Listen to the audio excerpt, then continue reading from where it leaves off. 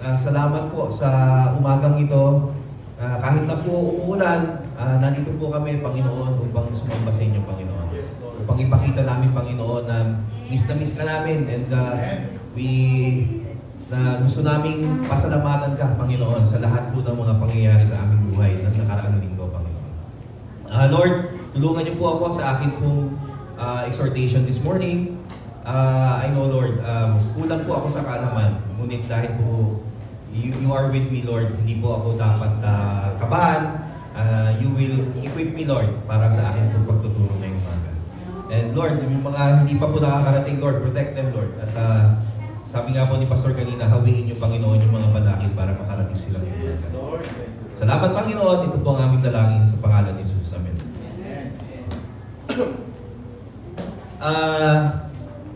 Sabi po sa 1 John chapter 2 verse 6, ang sabi po, sino mang nagsasabing nananatili siya sa Diyos ay dapat mamuhay tulad ng pamumuhay ni Jesus, no? Isa po sa mga dapat po nating i-emulate si Jesus Christ, no? Maging Christ-like po tayo. At isa po sa mga katangian ni Jesus na dapat po nating gayahin ay ang kanya pong pagiging mapagpatawad, no? Ito po yung topic natin ngayon, forgiveness.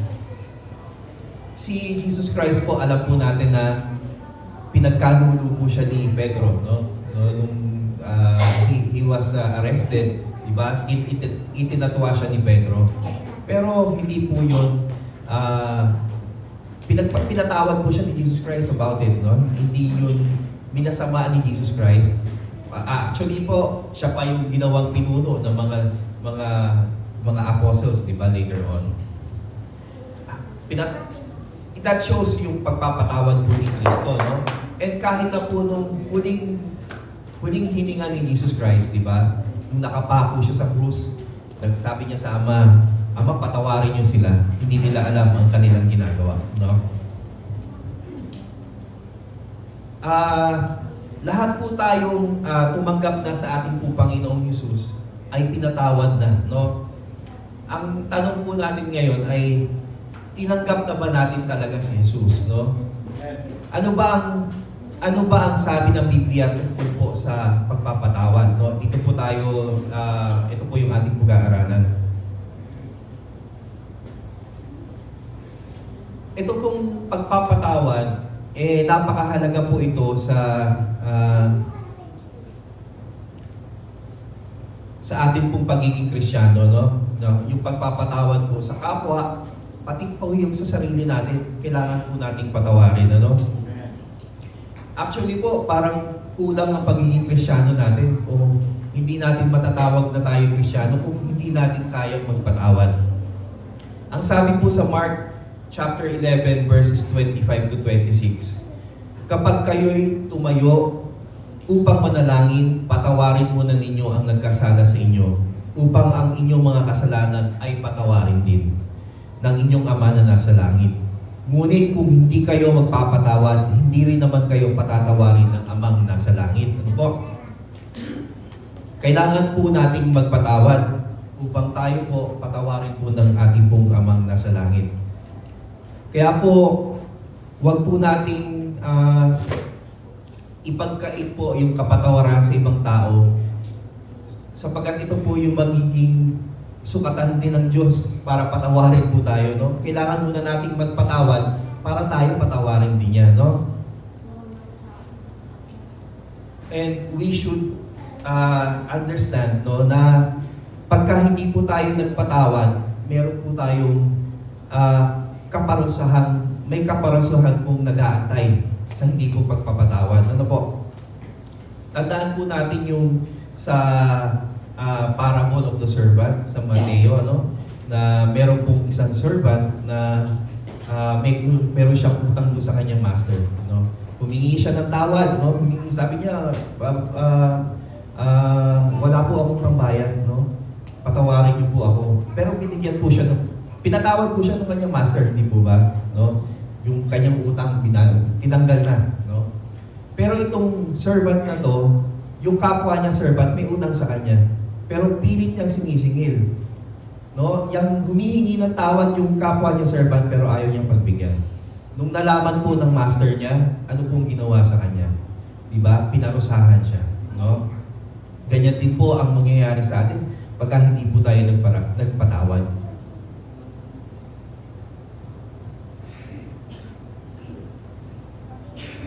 Walang awang hahatulan ang di marunong maawa. Ngunit, sabi po yan sa James chapter 2 verse 13, ano? Walang awang hahatulan ang di marunong maawa. Ngunit mangingibabaw ang awa sa paghahatol. Kaya nga po, pagka po tayo ay nagbigay ng awa, ang awa din ng Ama, ibibigay niya po sa atin. Lahat po tayo deserving po na mabigyan po ng judgment ng ating pong Diyos Ama, no? Pero because of His mercy, ma-forgo po yan. Lalampasan po natin yung judgment. Sapagkat sabi po dito, mas mataas daw po ang mercy over judgment. Tama po. Mercy triumphs over judgment, no? So deserving tayong i-judge, pero dahil po sa awa ng Diyos, mawawala na po yung judgment, no? Papalampasin po niya tayo. So, kailangan po nating maniwala sa ating po Panginoong Hesus. Huwag po tayo magtanim ng galit. Hayaan po natin na sigad po ang magbigay ng tamang hustisya sa mga nagkasala po sa atin. Ano po? Ang sabi po ni God, vengeance is mine. Huwag po nating kuhain kay God yung kanya pong karapatan na magbigay ng hustisya. Ang kanya pong hinihingi sa atin ay ang magbigay po tayo ng kaawaan sa mga tao pong nagkakasala sa atin. No? Pwede po tayo magbigay ng mercy. Pero yung pong judgment, si God po ang bahala doon. Kaya po, huwag po tayong yung pong revenge, di ba? Hindi po tayo, let's not put judgment on our hands. Bahala po si God dyan. Sabi po sa Romans chapter 12 verses 19 to 21, mga minamahal, huwag kayong maghiganti, ipaubaya ninyo sa galit ninyo iyon sa galit ng Diyos, sapagkat nasusulat, akin ang paghihiganti, ako ang gaganti, sabi ng Panginoon. Sa halip, kung nagugutom ang iyong kaaway, ano daw gagawin natin? Pakainin natin. Tama to? Kung nauuhaw, painumin. Tama. Sa gayon ay magbubuntun ka ng mga baga sa kanyang ulo. Huwag kayong magpadaig sa masama, kundi daigin ninyo ng mabuti ang masama. Ano po? Amen. Tandaan po natin, no, ang ating pong kasalanan sa Diyos, mas malaki po kaysa po sa kung ano mang kasalanan nagawa sa atin ng ating pong kapwa-tao, no? Kung tayo nga po, sa laki ng ating kasalanan, pinatawad tayo ng ating Panginoon, ng ating Diyos Ama, bakit tayo hindi makapagbigay ng kapatawaran? Ano po? And ano po, no, even for practical reasons, yung pong pagbibigay ng patawad, ano po yan nakakapagpaayos po ng ating pong kalusugan. Ano po? Yung pong galit, pagka kinimkim po natin yan, ano nangyayari? Di ba? Ito po, nagkukos ng stress sa atin, no? Nagkukos po ng elevated blood pressure, no? Tumataas yung, no? Kumukulo ang dugo natin pag may galit tayo, no? Saka nagkakaroon tayo ng depression, anxiety, yung pong patuloy na sakit ng katawan, no? Lahat po yan, it stems po dun sa hindi po natin pagpapatawad. Yung pong may galit tayo sa ating pong puso. No? Kaya po, in conclusion po, sabi po ni Jesus, ibigin mo ang Panginoon mong Diyos ng buong puso, buong kaluluwa, at buong pag-iisip. Ito ang pinakamahalagang utos. Ito naman ang pangalawa, ibigin mo ang iyong kapwa gaya ng pag-ibig mo sa iyong sarili. No? Inuutusan pa po tayo ni Jesus na mahalin po natin ang ating kapwa, kagaya po ng pagmamahal natin sa ating pong sarili. Ano po? At ang pagpapatawad po, ito po ay nakapaloob po ito sa pagmamahal na binabanggit po sa utos na ito, no? Yung pong showing yung forgiveness that is part of love. Sabi po sa 1 Corinthians chapter 13 verses 4 to 5, ang pag-ibig ay matiya, matyaga at magandang loob, no? Alam natin itong yung very famous po ito, no? Hindi mainggitin, hindi mayabang, ni mapagmataas man. Hindi magaspang ang pag-uugali, hindi makasarili, hindi magagalitin o mapagtanim ng sama ng loob sa kapwa, no? Hindi daw mapagtanim ng sama ng loob sa kapwa.